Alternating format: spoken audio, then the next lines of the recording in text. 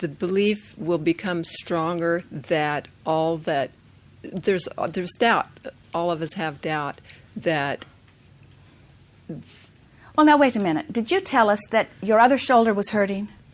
Yes. And then did you tell us it stopped hurting? Yes. Well, okay. what's up with that? In other words, how in the I had world a lot did of help that? with it.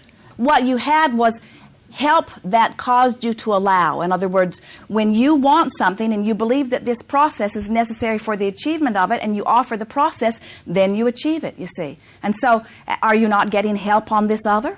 Yes. When you say, I have this condition that comes over my body and I do not know how it got here, but it's here. Please help me release it from my body. And you have assistance and someone helps you release it from your body. But you don't know how it got there to begin with. And so it comes again. In other words, it focuses through the crack of least resistance and happens again. The next time it happens, now there is a compounding thought that goes something like, well, things jump into me and I can get rid of them, but almost as soon as I get rid of them, something else jumps in.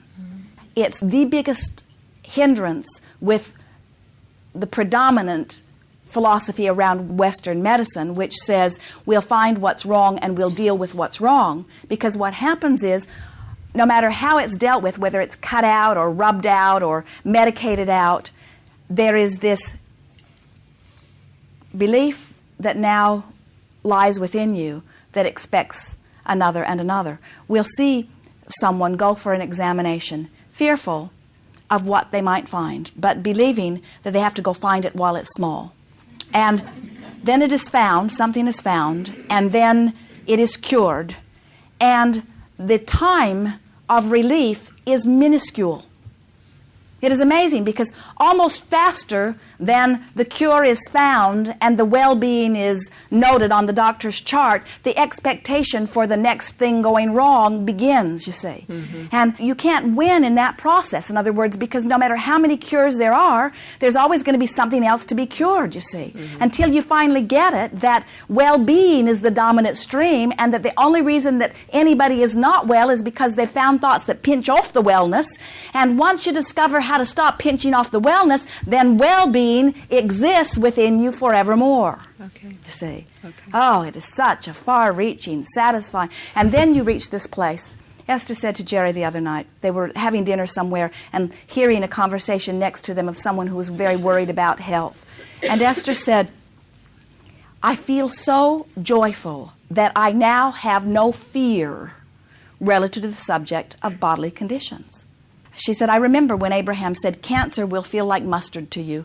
Some put it on their hot dog and some don't, but it has about that much impact to you. Mustard and cancer feel about the same way to you. And Esther is saying, and now, one by one, all of those things that I worried about, history in my family or predominance on the planet, they're gone. In other words, little by little by little, I have convinced myself of the well-being of my physical body, and the relief is enormous. So that no longer when she turns on the television and sees the commercial where they are saying 1 out of 5 has it and you're probably the one, she doesn't... She used to shake her fist at the television. For a while, it was a very personal thing. In other words, she didn't want them telling her that, and then it was more altruistic. She didn't want them telling other people that. In other words, and now it's all right if they say it, because she understands that the reason that those people exist is because there are a lot of people that don't understand. It's all right. It just does not have to have anything to do with me. And you'll reach that place much sooner than you right now know. Thank you. Yes, indeed. Yes, indeed.